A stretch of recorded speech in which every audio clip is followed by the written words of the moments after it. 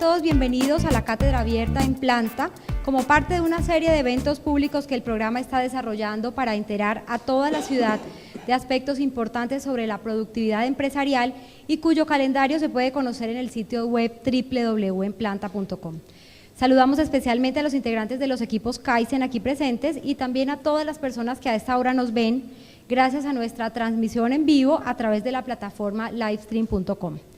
El tema que hoy nos reúne es sostenibilidad hídrica corporativa, a cargo de los expertos en gestión del agua, Diego Arévalo Uribe y Der Kauper, que hoy están con nosotros gracias a una alianza entre el CTA y la organización multinacional Good Stuff International. Diego Arévalo Uribe es ingeniero civil, especialista en hidrología e hidráulica, máster internacional en hidrología general y aplicada y candidato a doctor en el programa de Economía Agraria, Alimentaria y Recursos Naturales en la Universidad Politécnica de Madrid. Actualmente se desempeña como profesor de posgrado en varias universidades y como investigador en Ingeniería del Agua y consultor en proyectos de gestión integral del recurso hídrico desde el CTA. Der Kauper es ecólogo, máster en biología, experto en gestión del agua con una amplia experiencia en la ejecución de proyectos en diversas partes del mundo, entre ellas con varios gobiernos en países de África. Su enfoque técnico específico es el uso del agua en la agricultura y la sostenibilidad ambiental. Tiene un conocimiento profundo de la realidad de las empresas multinacionales, así como de sus cadenas de suministro, y en la generación de propuestas y estrategias que pueden llevarse a cabo para estimular el uso sostenible del agua en los territorios. Es fundador y director general de GSI con sede en Holanda. Vamos a tratar un poquito con ustedes este tema de sostenibilidad hídrica corporativa, algunos conceptos, aplicaciones y algunas reflexiones finales. Es un tema bastante amplio, aunque tenemos pues algo más de una hora para la conferencia. Realmente sobre este tema podríamos hablar toda una semana. Pero pues bueno, quien tenga interés después de esto, pues podemos cuadrar el resto de la semana, ¿no? Para iniciar, yo les voy a poner un poquito en contexto quiénes somos Derek y yo, y por qué estamos aquí participando de este evento en esta tarde, y es básicamente por esta relación que hemos construido y que estamos construyendo con el CTA. Es esta relación que estamos construyendo desde GSI con el CTA, que ustedes pues lo conocen muy bien, y en particular con la línea de agua y medio ambiente. Good Stuff International, como lo mencionaron hace un momento, es una consultora, una compañía de origen holandés que actualmente tiene 5 oficinas en el mundo. Tiene oficina en Holanda, tiene oficina en Suiza, en España, en Nairobi, en Kenia, y ahora tiene una oficina desde Medellín, donde vamos a atender proyectos no solo en Colombia, sino en todo el ámbito de países de habla hispana. Este, digamos, es el contexto general de quiénes somos y por qué estamos aquí, Derek y yo.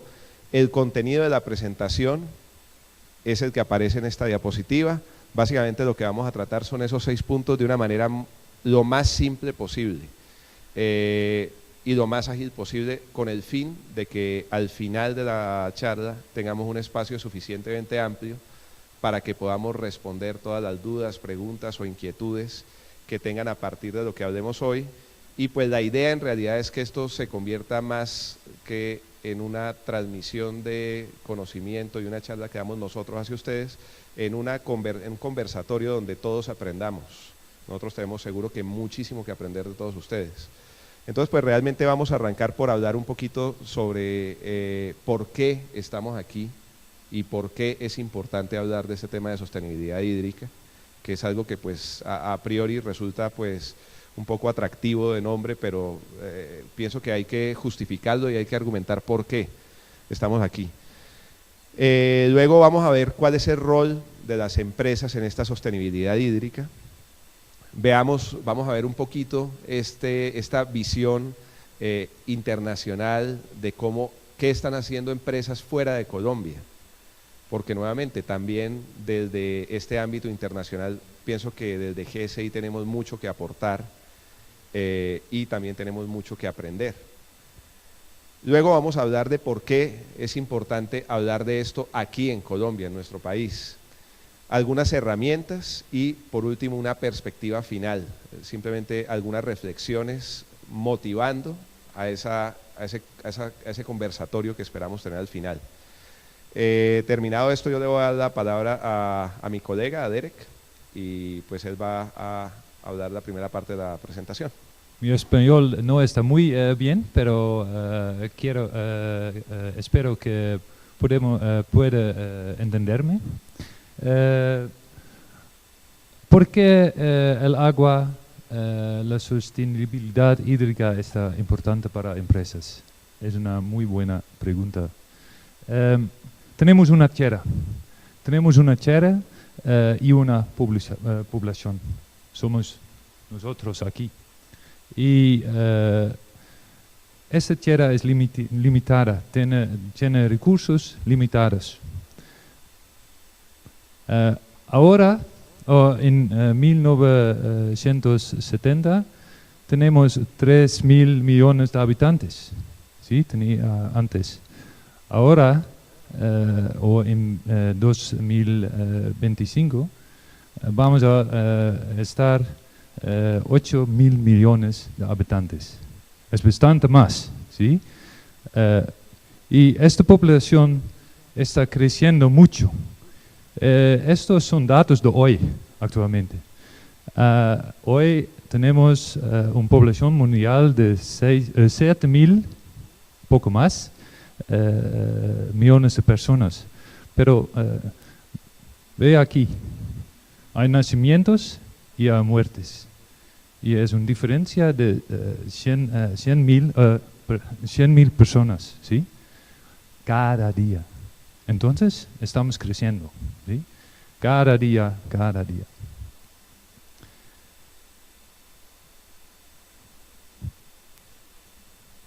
Ok.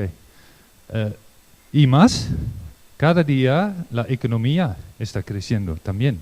Y es una buena cosa, porque tenemos una mejor vida que antes, pero esta clase media global está creciendo mucho. ¿Y por qué? Tiene un resultado que nosotros consumimos más recursos, más productos, más recursos naturales. El resultado de esto significa esta pequeña película, sobre la población y el desarrollo de esto. 1,000 years ago, there were only 1/3 of a billion people, but we were multiplying. Now there's 7 billion of us. How did we grow so much so fast? Say this glass is North America. The fuller the glass gets, the more people there are. Water drips in as people are born. Water drips out as people die. Okay, here's the entire world. Now let's go back 1,000 years. The Americas are nearly empty. Europe and Africa have less than 100 million people between them. And just like today, most people live in China, India, and the rest of Asia. For centuries, things stay pretty much the same. Births are canceled out by deaths. Women are having lots of babies, but most babies die before they grow up and have families of their own. We don't reach 1 billion until 1804. But things are changing. Better medicine and better agriculture are starting to slow the leak from the bottom of the glass. People still die, of course, but more babies grow up and have babies of their own. Lots of babies.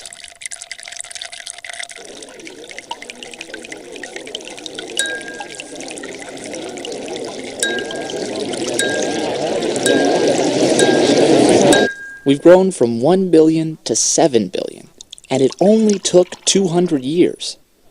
Will we keep going like this? Probably not. The UN says we'll level out at 10 billion by the end of the century. So as we continue to grow from 7 billion, the question is, can the world hold that many people? Experts can't agree. It all depends on how well we manage our food, water, and energy. Esa es la población de nuestra tierra. Entonces, ahora estamos en 2014 y nosotros consumimos 1,5 tera. Son datos de red huella, ¿cómo se llama? Ecológica. Cuando crecemos como ahora, vamos a comer más que 2, casi 3 teras en este periodo de 35 años. Entonces, para empresas es una, ¿cómo se llama? Challenge. Desafío, ¿sí? Desafío. Cuando vemos el consumo de agua, es la misma historia, ¿sí?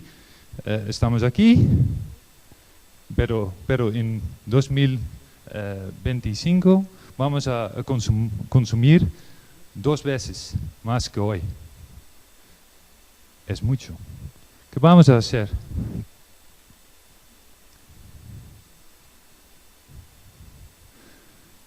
Y que es mucho, lo podemos ver en España. ¿Sí? Eso es Cota Doñana, es un parque natural nacional en España. Y en el alrededor del parque los españoles cultivan fresas para el export. Es una muy buena empresa de hacer esto. Yo en Holanda como fresas de España en invierno. ¿Sí? Es interesante porque antes no teníamos estas fresas, pero ahora tenemos. ¿Sí? Es buena, pero el resultado es que en España consumimos esta agua allá. ¿Sí? El Cota Doñana, un parque natural con naturaleza que es importante para el mundo, para nosotros, desaparece. También en el mar de Aral, quizás conoce este ejemplo. Mi camisa es de cotón, algodón, allá. Pero el algodón está muy saliendo, bebe mucho agua. Y el resultado es que el aro sí es no más. ¿Sí? Has despedido. Es realidad. Están los barcos de la gente allá. No puede usarlos y pescas no hay, nada hay.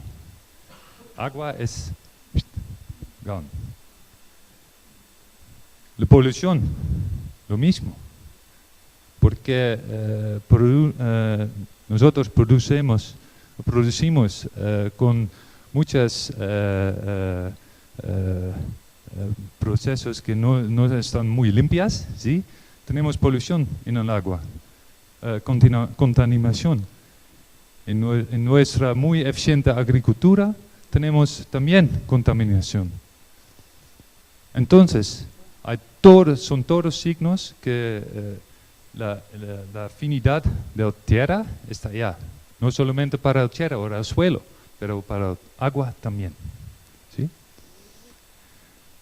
Ese es un mapa de la escasez de agua en diferentes partes del mundo. Entonces, en India, los indios tienen un problema muy grande. No hay agua para desarrollar. Pero aquí sembla que hay suficiente agua, pero el agua está distribuido no está distribuido en el año, ¿cómo se llama? Sí. ¿Has oído? Sí. Entonces, aquí tenemos un problema también. Y esta situación global, ¿sí? tiene implicaciones para las empresas, para la economía, para nuestras sociedades y vamos a ver qué están.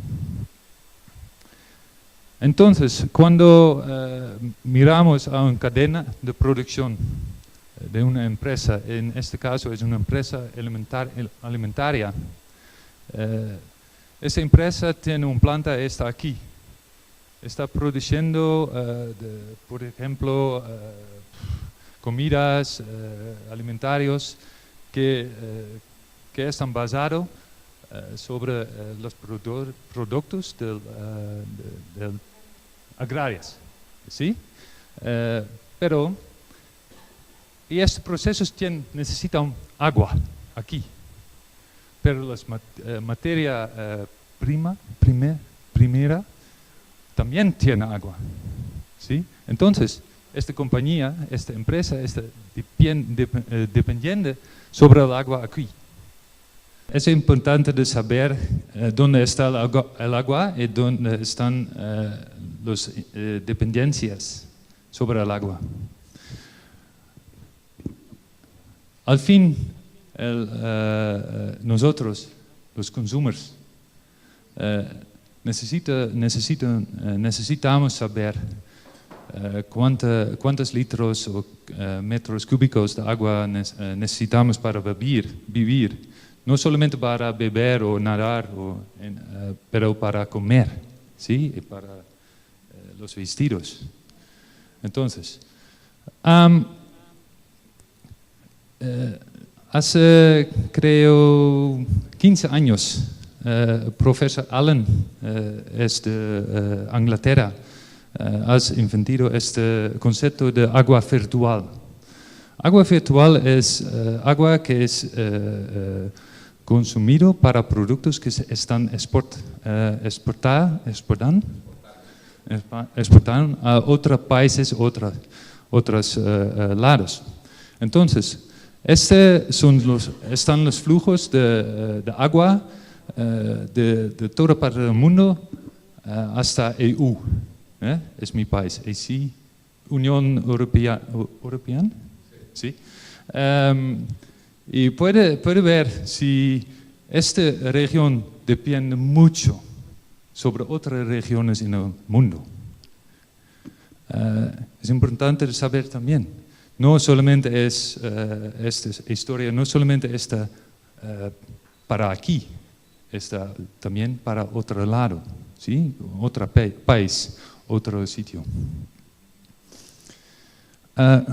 ¿Qué pueden las empresas hacer? Un poco de ejemplos global. En el sitio global tenemos muchas plataformas en donde empresas participen. Por ejemplo, el CEO Water Mandate es una parte de UN Global Compact de los Estados Unidos y los CEOs de corporaciones multinacionales participan en este CEO Water Mandate para hablar sobre los roles y las acciones que empresas necesitan tomar. También tenemos un Water Futures Partnership, es una partenario o socio, ¿cómo se llama? ¿Socio? Asociación de diferentes partes, empresas, ONGs, gobiernos, para buscar soluciones en el agua, para desarrollar el agua en una manera sostenible. Es un otro grupo que está buscando e investigando sobre intervenciones y los resultados económicos de estas intervenciones en agua. Y tenemos mucho, como el Water Footprint Network, es un herramienta y creo que Diego vas a hablar sobre eso también. Entonces, hay muchas plataformas en el mundo que están pensando, hablando y accionando en este espacio de agua sostenible. Es importante de saber porque Estas plataformas tienen ejemplos para aquí también, y ustedes tienen ejemplos para estas plataformas. Entonces, es importante. El otro es otra acción que empresas en el sitio global toman, es de hacer investigaciones sobre las dependencias de agua en sus cadenas de suministro, en buscar soluciones sostenibles para el manejo de agua y otras cosas. Hay muchas publicaciones como eso, pero muchas están en inglés. ¿Sí? Esos dos están en inglés. Entonces necesitamos traducir más. Y acción. Estos son dos fotógrafos o dos imágenes de mi trabajo en África y India. Empresas necesitan hablar con otros usuarios en cuencas para determinar soluciones juntos, porque el agua es para todos y necesitamos soluciones que tienen las ideas, las opiniones y los deseos de otras partes también. Entonces es muy importante, y no solamente soluciones técnicas, pero soluciones sociales también, para conectar gente, instituciones y empresas. Creo están muy bien plazados para hacerlo, porque empresas necesitan crear valor, y también crear valor social en cuencas. Entonces, es un poco sobre las acciones global y las situaciones global. Espero que mi español no estaba tan peor, pero muchas gracias, y estoy aquí para preguntas y para discutir. Y gracias. Con lo que nos contó Derek ya pues nos dimos cuenta especialmente de por qué es importante empezar a hablar de este tema de agua y por qué se ha vuelto un tema de primera línea a nivel del mundo, porque hay muchas compañías hablando sobre esto, porque hay muchas iniciativas que convocan actores para que se involucren en este tema, y básicamente lo que vamos a ver ahorita es por qué ustedes están aquí.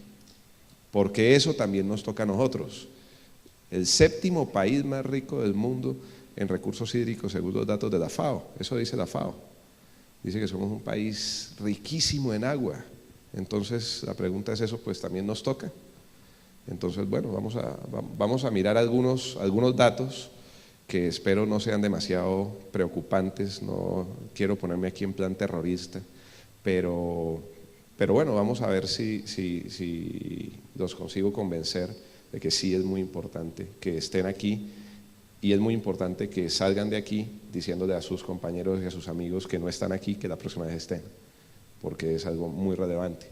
Entonces lo primero que vamos a mirar es, pues bueno, ¿dónde estamos? Nuestro país, 32 departamentos, más de 1.100 municipios, pero hidrológicamente nuestro país, esta es la división geopolítica que no responde a la naturaleza, pero la división natural, la división hidrológica de nuestro país marca que tenemos 5 grandes áreas hidrográficas, 41 zonas hidrográficas y 309, ¿eso se puede bajar?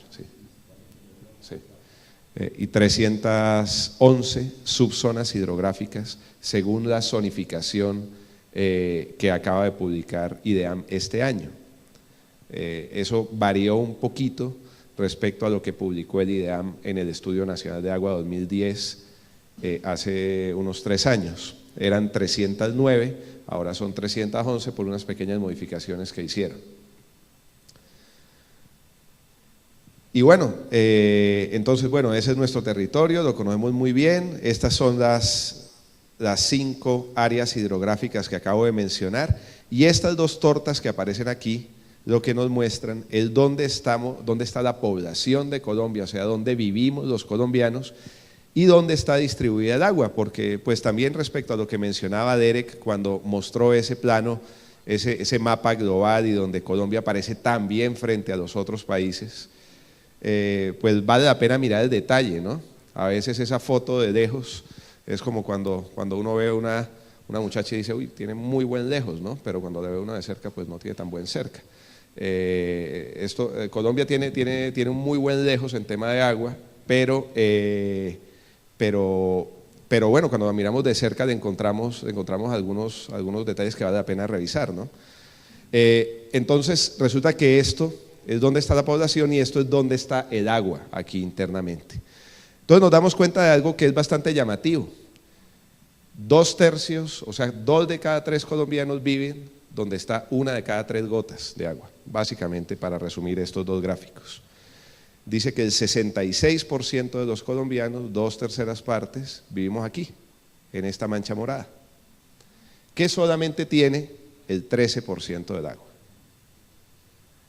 El 39 más el 27 es aproximadamente nuevamente 66%, ese 66% del agua está aquí, en el Amazonas y en la Orinoquía, donde hay muy poquita gente viviendo, donde vive apenas el 2% y el 11%, apenas el 13%. Entonces, si se dan cuenta, es casi un espejo.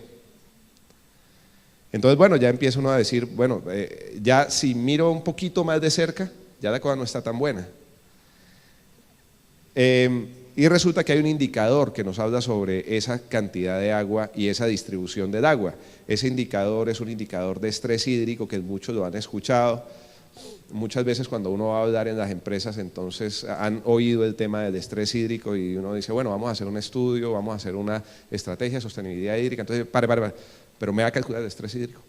No, pues sí, eso está metido ahí. Bueno, listo, entonces todo está bien, porque eso como que hay mucha gente que lo ha escuchado alguna vez y le suena, le resulta atractivo. Entonces resulta que ese es el indicador de estrés hídrico, el que dice los metros cúbicos por habitante y año que debe tener un territorio para que se considere sostenible. Entonces lo que dice es que si un territorio tiene entre 1.700 y 1.000 metros cúbicos por habitante y año, es un territorio que está en estrés hídrico. Si tiene más de 1.700 está bien. 1.700 a 1.000 está en estrés, y si tiene por debajo de 1.000 está ya en una situación peor que estrés, que es escasez. Entonces ahí pasa que este ejemplo pues lo he puesto muchas veces, si alguien ya lo ha escuchado pues perdón por repetirme, pero es que es muy bueno.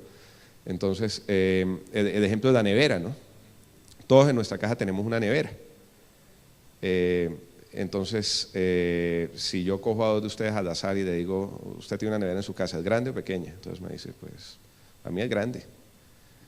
Y le pregunto a otra persona y me dice, pues la mía es pequeña, y comparo las 2 neveras y posiblemente son la misma nevera.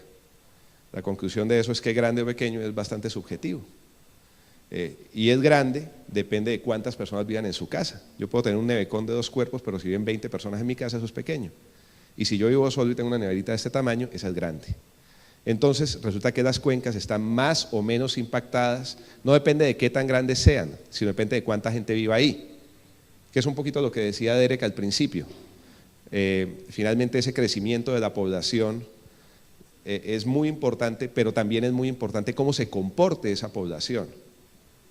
Es mucho más importante que el crecimiento de la población, es cómo se comporte, y por eso estamos hablando aquí, porque esto es parte de la labor que estamos haciendo de concientizar a todas las personas frente a esta realidad que a todos nos toca. Entonces finalmente si miramos este indicador de estrés hídrico en las cuencas, pues ya encontramos que hay una cuenca que es donde casualmente vivimos todos y donde estamos en este momento parados, que es el área hidrográfica del Magdalena del Cauca, que tiene ya un indicador de por debajo de 10.000 metros cúbicos por habitante y año, y efectivamente yo como les dije, de 1.700 para arriba estamos bien, pero ya es 9.000. Esa cuenca yo presumo con bastante certeza que no va a crecer, pero lo que sí está creciendo es la población y está variando los hábitos de consumo que tenemos en ella. Entonces detener el crecimiento de la población es algo que no es posible y tampoco es recomendable. Detener el crecimiento económico tampoco, todos queremos que el país siga creciendo económicamente y vamos a seguir ahí. Pero ¿qué pasa? Tenemos que comportarnos de manera sostenible para que esto sea un indicador que permita el desarrollo económico sostenible de toda esta región. Finalmente, esa es una realidad muy general de Colombia. Esa realidad está mucho más detallada y nos permite ver cosas con mayor detalle en este que es el Estudio Nacional de Agua 2010. Es quizá el estudio más completo en temas de agua que se ha publicado hasta este momento en Colombia. En este momento el CTA y GSI está participando en una parte de la elaboración del nuevo estudio de agua que va a ser publicado en el 2015, va a ser el estudio de agua 2014. La idea es que estos estudios se publiquen cada 4 años y se van actualizando. Y este estudio ya permite ver a un nivel de detalle mucho mejor el tema de oferta, demanda, calidad, disponibilidad y riesgo. Entonces ya vemos, nos permite ver algunas cosas, nos permite ver que efectivamente nuestra riqueza en términos generales sí es tal. Tenemos un rendimiento promedio de 63 litros por segundo por kilómetro cuadrado. Eso posiblemente la mayoría de ustedes no le diga nada, pero sí le diga que es 6 veces el rendimiento promedio del mundo, de cualquier país del mundo, y es 3 veces el de Latinoamérica. Entonces efectivamente estamos en un país enormemente rico en recurso hídrico, pero es una riqueza que tenemos que aprender a gestionar. Aquí hay algunos datos sobre variaciones de ese rendimiento. Hay zonas que incluso llegan a tener más de 100 litros por segundo por kilómetro cuadrado. En el Chocó tenemos el punto más lluvioso de este planeta, en Lloró, en Chocó, donde llueve más de 6.000 milímetros en un año. Y pues en términos generales, pues tenemos eso, un territorio tremendamente rico. El IDEAM, para poder analizar en detalle nuestro territorio, generó una serie de indicadores. Yo no voy a profundizar mucho en eso. Son 6 indicadores que están evaluados para toda la superficie de nuestro territorio, pero hay una cosa que además muestra ese Estudio Nacional de Agua, que somos riquísimos, somos un país con mucha riqueza, mal distribuida en recursos superficiales, pero que tenemos todavía un desconocimiento enorme en recursos subterráneos. Entonces, por eso, hace un par de años está funcionando el Programa Nacional de Aguas Subterráneas y se está estudiando por primera vez en este país, con bastante detalle, el potencial subterráneo que tiene Colombia. Que eso en este momento entra en un serio conflicto con ciertas actividades asociadas a la minería, que bueno, es algo que es parte también de nuestro comportamiento, parte también de nuestra responsabilidad. Pero esa es la mirada que damos de… ¿Esto se apagó? Sí. Bueno, por un lado está la mirada que hacemos de la riqueza de recursos hídricos que tenemos, visto Colombia como si fuera una foto. Pero por otro lado está la variabilidad climática, y seguro todos tienen muy en la mente esto, el niño y la niña. ¿Se acuerdan todos de la niña? De la niña de 2010, 2011, donde todo Colombia estaba inundado. En ese momento teníamos algunas conferencias de huella hídrica y llegábamos a hablar de huella hídrica, y en más de una conferencia vieron, pero ustedes que vienen a hablar de huella hídrica, ¿no ve cómo estamos con el agua al cuello? Y nos están diciendo que ahorremos agua. No sé, era como una contradicción, ¿no? Pero resulta que no es tal, porque eso era un momento en el tiempo. Estos gráficos muestran la variabilidad climática de esos ciclos anuales, y casualmente este año, hace algunas semanas, el director del IDEAM salió en los medios y anunció que este año se espera niño. Este es un año donde a partir de mitad de año esperamos un niño. ¿Qué tan intenso? No lo sabemos. ¿Qué tan duradero? Tampoco lo sabemos, pero la estadística dice que este año se espera un niño, por lo tanto se espera una importante variabilidad y posiblemente una importante escasez. Estos son algunos datos de lo que implica esa variabilidad climática en Colombia. Cuando es niña, hay cuencas que llegan a producir hasta un 60% más de agua, 60, 70% más de agua, y cuando es niño, como este año, hay cuencas que llegan a producir hasta un 40% menos. Entonces, nuevamente, estamos en un país muy rico, pero que hay que mirar con un poco de detalle dónde estamos exactamente y cómo nos afecta esa variabilidad. Y la variabilidad es una cosa, pero además estamos hablando de otro fenómeno, que es el cambio climático. Y esta es la previsión, según los modelos de IDEAM, de cómo va a impactar en Colombia el tema del cambio climático en los escenarios previstos hasta 2100, donde hay cambios en la escorrentía, o sea, en la cantidad de agua que escurre y alimenta ríos, lagos, en el agua superficial, cambios de hasta un 30% en muchas zonas, dentro de los próximos 20, 30, 40 años. Entonces, finalmente, eso nos está dando un vistazo nuevamente de un país muy rico, con mucha variabilidad y que se está enfrentando a muchos fenómenos.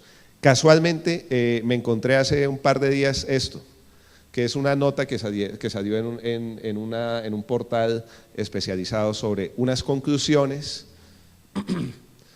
que sacan del informe que sacó de cambio climático las Naciones Unidas hace muy poquito tiempo. Y básicamente resume el informe en 7 grandes conclusiones. Lo primero es que el cambio climático realmente está ya en este momento demostrado que va a afectar poderosamente a la agricultura, y aquí es nuevamente importante lo que mencionó Derek. ¿Está la agricultura dentro de mi cadena de suministro? ¿Hace parte de mis riesgos? Porque definitivamente parece que va a ser afectada. La segunda es que el cambio climático está aquí, no es perdón, no es un tema que estamos hablando de una previsión científica, no. El cambio climático ya está aquí y ya la elección en este momento entre mitigar y adaptarse no existe. Ya, la opción es nos tenemos que adaptar porque es algo que está aquí y llegó para quedarse.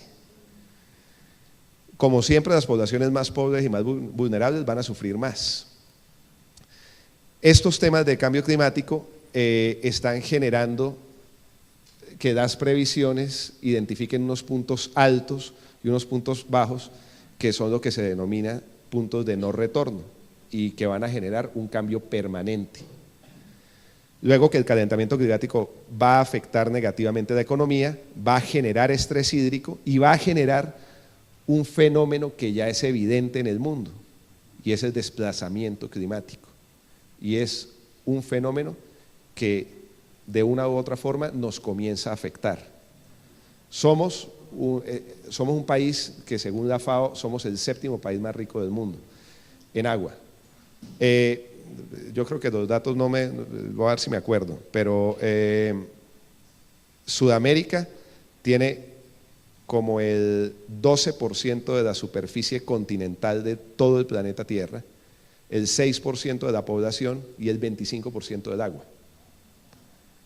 Entonces esos números rápidos, muy generales, dan una idea clara de cuál es nuestro rol, no tanto en el presente, sino en el futuro.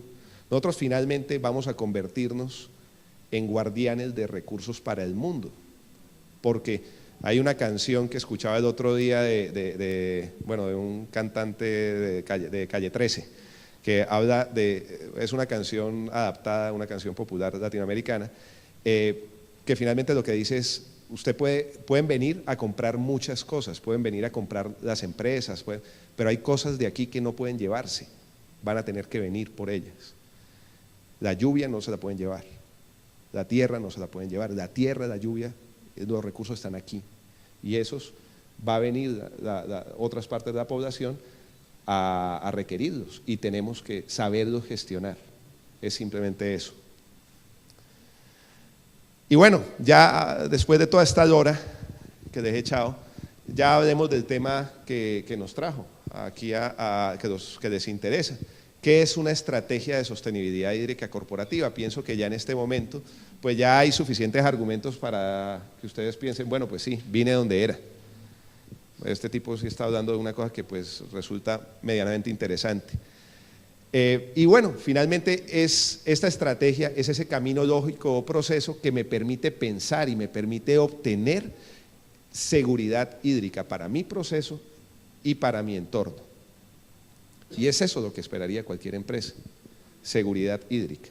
Esa sostenibilidad hídrica no es otra cosa que yo pueda ver al futuro, al corto, al medio y al largo plazo, sin que ese factor tan importante afecte mi producción, afecte mi negocio, afecte mi posibilidad de estar en el sitio donde estoy. Porque si se acaba el agua es difícil de traer a un sitio, como la lluvia o como la tierra, se van a tener que ir a otro sitio.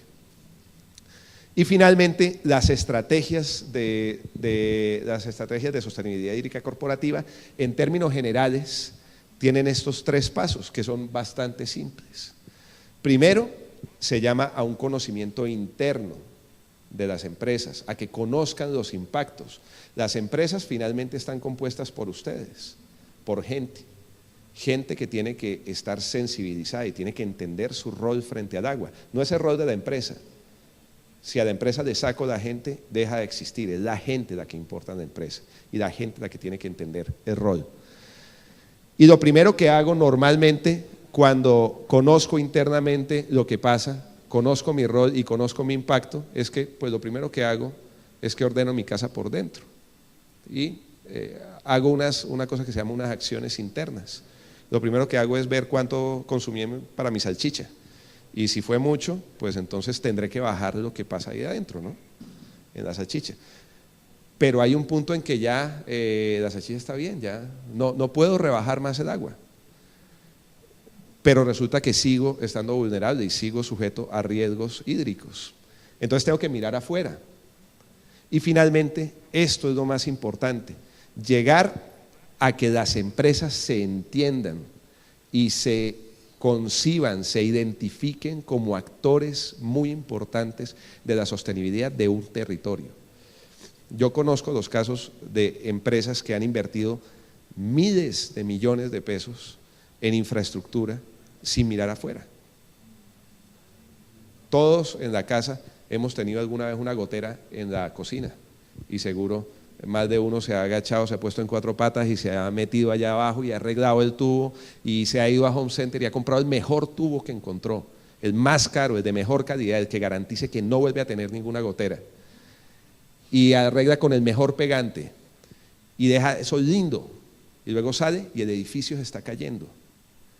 Entonces tenemos que aprender a mirar afuera. Finalmente la sostenibilidad, no hago nada teniendo una planta con una instalación de $3 millones, si estoy en una cuenca que tiene unos conflictos sociales, económicos, ambientales, si tengo una minera que está generando unos problemas ambientales aguas arriba, si tengo algunos otros actores que están generando muchos problemas, si es una cuenca que está llena de gente y que está altamente urbanizada y tiende a seguirse urbanizando y tiende a incrementarse la demanda por el agua.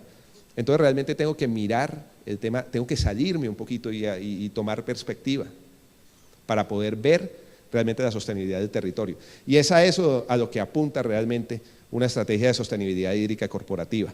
El reconocimiento del territorio y la relación de agua, cuenca y de la complejidad ambiental, social y económica del territorio es lo único que puede proveer realmente seguridad hídrica en un entorno con variabilidad climática, con cambio climático y con un montón de factores que no podemos controlar. Entonces, ¿cuál es la invitación? A que se involucren en lo que ocurre en el territorio, se involucren como actores del territorio. Este es un ejemplo de una estrategia de sostenibilidad hídrica. Es una estrategia que fue desarrollada por la WWF y que nuevamente es solamente un ejemplo. Y si se dan cuenta tiene los mismos 3 pasos que acabo de mencionar. Los rojitos son el paso 1, el amarillo es el paso 2 y los verdes son el paso 3. Aquí lo dividen en 5 pasos porque dicen lo primero es las empresas tienen que saber, tienen que adquirir esa conciencia por el agua. Luego se preguntarán y querrán medir ese impacto, cuánto realmente es lo que consumo.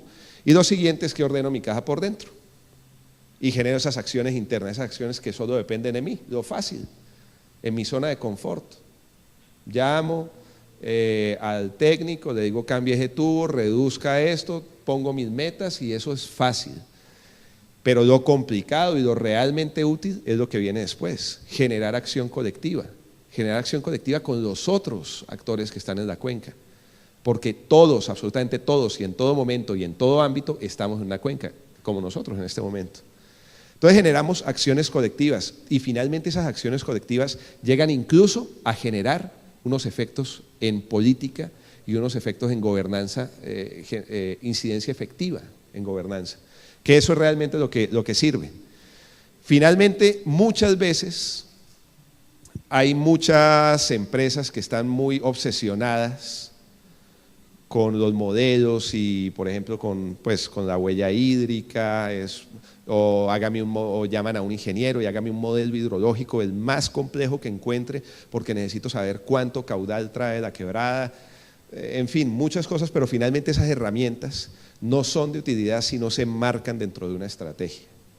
Entonces, bueno, ahora les voy a hablar brevemente sobre dos de las herramientas, pero finalmente el mensaje es que a donde queremos llegar es a esto, y a donde debería poder llegar una estrategia de sostenibilidad hídrica corporativa efectiva, que realmente dé resultados para lo que una empresa o un actor de una cuenca desea y necesita. Entonces, bueno, voy a hablar un poquito sobre estas dos herramientas y en realidad sobre tres herramientas, muy brevemente, simplemente como ejemplo y mostrando en qué parte de una estrategia están enmarcadas. La primera es la huella hídrica. En huella hídrica, pues quizá muchos de ustedes saben, el CTA y GSI lleva varios años trabajando este tema. Hicimos el proyecto de la evaluación de la huella hídrica en toda la cuenca del río Porce, que es la cuenca donde estamos ahora mismo parados. Y hemos hecho otra serie de trabajos y bueno, muchas empresas nos identifican con este tema, con el tema de huella hídrica, pero es importante que quienes tengan en la mente que el CTA y GSI ha abordado el tema de la huella hídrica, tengan claro que lo abordamos dentro de una estrategia y lo abordamos dentro de algo más, porque es una herramienta. Y finalmente esta herramienta es lo que nos permite identificar que todo, absolutamente todo lo que tenemos y todo lo que consumimos tiene agua. Como Derek lo decía, su camisa de algodón, pues es una camisa que tiene un montón de agua, el tinto que se están tomando tiene agua, la silla en la que están sentados tiene agua y todo, absolutamente todo tiene agua. Aquí hay algunos ejemplos: la camisa de algodón 2.700 litros, la taza de café 140 litros, la carne de vaca 1 kilo 15.000 litros de agua detrás, la copa de vino 120 litros y aquí hay muchos otros ejemplos. Finalmente todo, absolutamente todo tiene agua en mayor o menor medida y aquí hay una lista. Hay desde un vaso de cerveza de 250 mililitros que tiene 75 litros de agua detrás hasta un microchip de computador de 2 gramos que tiene 32 litros de agua detrás. En términos medios, una hoja de papel tiene 10 litros, en fin, todo, absolutamente todo tiene agua. Y la huella hídrica lo que nos permite es ver el agua que hay detrás de todo y entender que nuestros hábitos de consumo van más allá de simplemente, simplemente lo que compro, sino tengo que entender que lo que compro tiene una consecuencia. La huella hídrica realmente no es una huella hídrica, son 3 huellas hídricas. Esto lo voy a pasar un poco rápido, de todas formas va a quedar en las memorias para ustedes, pero bueno, les explico rápidamente. Son 3 huellas hídricas: la huella hídrica verde, la huella hídrica azul y la huella hídrica gris. Las 2 primeras hablan de la cantidad de agua y la tercera habla de temas de contaminación, de la calidad del agua, cómo se ve afectada por un proceso humano. Y algo importante es que la huella hídrica es un desarrollo posterior del agua virtual, que fue el concepto que mencionó Derek, y del agua verde, que es un concepto que tiene la FAO hace unos 20 años y es el agua almacenada en el suelo. Y es muy importante entender que la huella hídrica diferencia o se basa en la diferenciación de 3 conceptos clave, que es la extracción, el uso y el consumo. Y ahí yo les pido que piensen un poquito en sus empresas, qué extraen, qué usan y qué consumen, para que vean que hay una diferencia muy importante. Y cada una de eso, extracción, uso, consumo, genera un impacto diferente. Estas son las diferentes aplicaciones de la huella hídrica. Parte de la huella hídrica de un proceso humano se puede calcular para un producto, posteriormente para un productor o para un grupo de productores, o para un consumidor o un grupo de consumidores, y también se puede calcular para una zona geográfica, como lo hicimos aquí en Antioquia para una cuenca.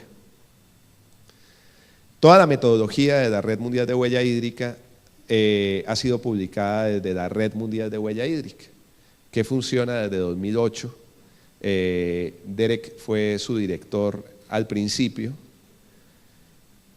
y es la red la que ha generado y la que publica la metodología, las diferentes metodologías y muchísimos artículos de investigación, muchísimas aplicaciones. Esta es la carátula del primer manual que sacaron en 2009 de aplicación de huella hídrica, y esta es la carátula del manual que sacaron en 2011 de la evaluación de la huella hídrica, que va mucho más allá del número, va definitivamente hacia una evaluación. Esa es, como le digo, una de las herramientas, la de la huella hídrica, pero esta es otra herramienta, el filtro de riesgo del agua. Esta es una herramienta también desarrollada por la WWF y el Banco de Desarrollo Alemán, que permite medir el resultado del riesgo en cuenca o en compañía para una empresa. Tiene 21 indicadores de riesgo en cuenca y 60 indicadores de riesgo corporativo para la compañía, y permite evaluar el riesgo en sus diferentes dimensiones. Finalmente, el riesgo es una combinación de una amenaza frente a una vulnerabilidad que es propia del que está sujeto a la amenaza, y eso es lo que da el riesgo. Y el riesgo hay que verlo en sus diferentes dimensiones. Puede tener un riesgo físico, puede tener un riesgo financiero, puede tener un riesgo reputacional o puede tener un riesgo normativo. Puede tener uno de esos, varios o todos. Y hay que mirarlo de esa manera, porque identificar el riesgo de esa forma permite abordar las soluciones o abordar las mejoras orientadas a reducir cada riesgo en particular. Y estas son otras herramientas, como les digo, otras de muchas que se pueden aplicar. El INVEST o el programa RIOS, que es de valoración integrada de servicios ecosistémicos, y el otro es de sistema de optimización de inversión en recursos. Son todo programas y software muy sofisticados, muy buenos, entre muchos otros que hay, como les digo, por ejemplo, con el CTA. El CTA ha trabajado mucho también en una herramienta parecida a estas, que no la mencioné aquí, que se llama el TETIS, que es una herramienta de modelación hidrológica. Pero realmente, más allá que ponerme a darles un listado de herramientas, lo importante aquí es que entiendan que una herramienta no lo es todo.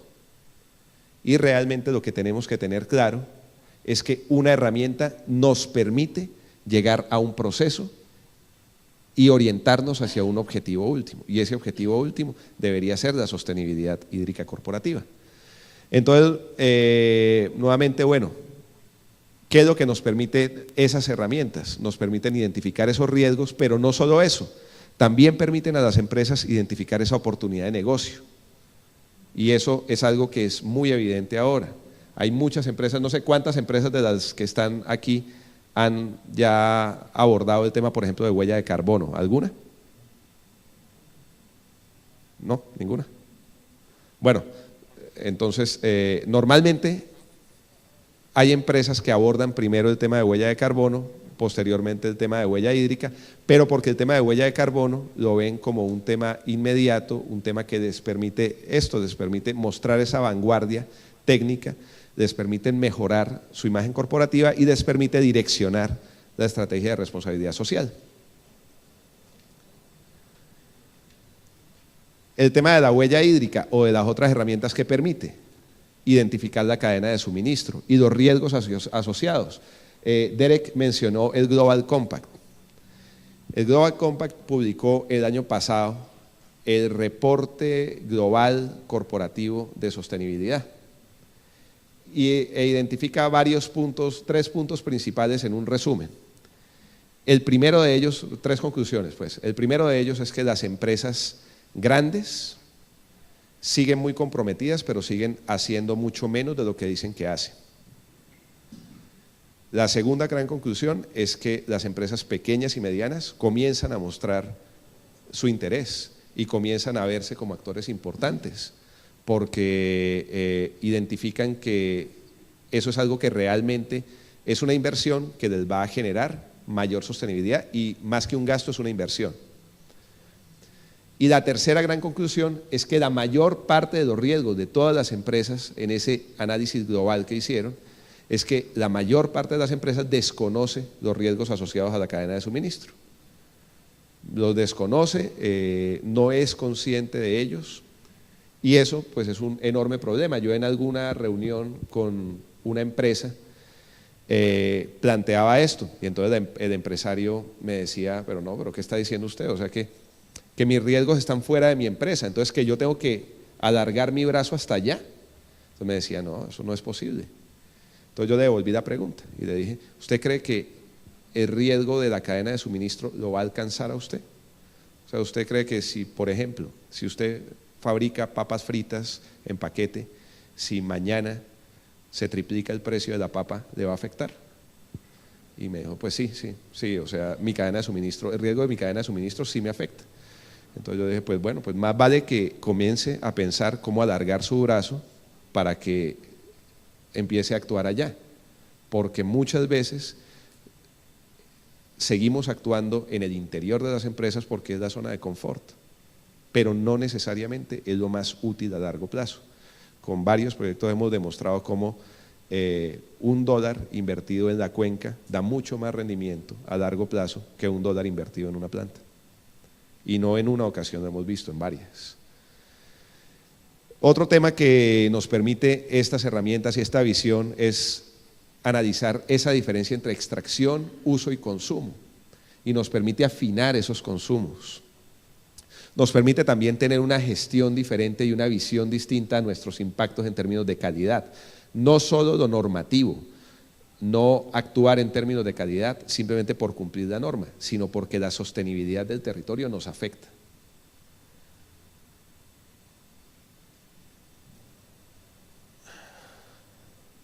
Bueno, y finalmente esto lo que permite es pasar de la métrica, o sea, pasar de la herramienta, que no es lo realmente importante, y del resultado de la herramienta numérico, que tampoco es lo realmente importante, a pasar a una metáfora del agua dentro de la economía. Y esa metáfora nos genera un método y nos genera realmente un proceso que es ese proceso de gestión territorial de recurso hídrico, que es lo que realmente funciona a largo plazo. Y plantea retos, eso, definitivamente, porque cuando uno se encuentra con empresas y les dice, queremos hacer este modelo, queremos hacer la huella hídrica, normalmente también dicen, pero ¿yo qué hago con ese número? Quiero ponerlo en la etiqueta de mi producto, por ejemplo. Y más de una oportunidad, pues la reunión ha sido frustrada por eso. Algunas reuniones en las que he estado, porque el empresario dice, no, es que yo necesito poner eso en la etiqueta de mi producto porque eso es lo que me sirve, y piensan que eso les va a vender, les va a ayudar a vender. Poner que la cuajada que está en la estantería del euro tiene 5.000 litros de agua detrás. Entonces, punto 1, creo que no le va a ayudar a vender nada, y punto 2, creo que es muy complicado transmitir eso. Entonces lo que invitamos nosotros es a que se transmita y se utilice realmente lo que se hace en la cuenca y se identifica de manera muy clara gracias a estas herramientas. Finalmente estas herramientas, más que números, nos dan argumentos y nos dan posibilidades de direccionar acciones a donde realmente son interesantes. Es mucho más útil que poner esos 5.000 litros de agua en el empaque de la cuajada, poner en el empaque de la cuajada que reforestaron 200 o 300 hectáreas en la parte alta de una cuenca, que sabemos le está generando un beneficio a largo y medio plazo a la empresa, además a la comunidad y además al territorio. Eso sí ayuda a vender, lo otro no. Entonces tenemos que pasar de estar en esta época de la inmediatez y de que todo lo queremos ya, a tener claro que esto, a lo que se le invita a las empresas es a que vean esto como un proceso que necesariamente necesita paciencia y necesita dedicación, necesita compromiso por parte de las empresas. Hay una frase que le escuché a un amigo en una conferencia hace algún tiempo, que él aprendió de una persona en Ecuador, en un encuentro de comunidades. Entonces, efectivamente, están con unos empresarios y unos señores de unas comunidades altoandinas en Ecuador en una reunión, y uno de los empresarios llegó y dijo, bueno, pero entonces ¿cómo vamos a hacer esto? Lo queremos ya, queremos aplicar las herramientas ya y vamos a hacer esto ya. Y el señor le dijo, un momentico. Un señor de la comunidad le dijo, si usted habla de agua, habla de la naturaleza, habla de la cuenca, le dijo, tiene que ir con despaciedad y calmancia, porque la apurancia solo trae la confundición. Entonces, bueno, ese es un buen mensaje, ¿no? Eso, con tranquilidad, este es un proceso, ¿no? Y bueno, con esto terminamos realmente. Esta es la reflexión final de ir más allá de la huella hídrica, pero también más allá de las herramientas, e ir a lo que significa realmente una estrategia, que es lo que les sirve a ustedes y lo que les sirve al territorio. Hay que diferenciar una herramienta de un proceso y un objetivo superior. La huella hídrica o cualquier herramienta es muy buena herramienta, pero no puede ser un fin en sí mismo. El fin en sí mismo es la seguridad hídrica o la sostenibilidad hídrica. El proceso y el objetivo superior son lo realmente importante. La huella hídrica o cualquier otra herramienta es una herramienta de decisión, no un número. Y por último, una estrategia de sostenibilidad hídrica corporativa, eso debería ser el objetivo superior de una empresa. Y eso es lo que realmente ayuda al territorio, realmente ayuda a la comunidad, posiciona bien a una empresa, actúa en los diferentes niveles de riesgo y provee seguridad hídrica a medio y a largo plazo. Entonces, bueno, con esto termino. Estos son nuestros datos. Como les digo, esto es una alianza que tenemos CTA y GSI. Estos son los datos de Claudia Campuzano, que está aquí conmigo, y pues el mío. Somos los que lideramos este equipo de trabajo aquí en Colombia, y están los datos de Derek y de Erika Zárate, que son quienes están dirigiendo el equipo a nivel internacional.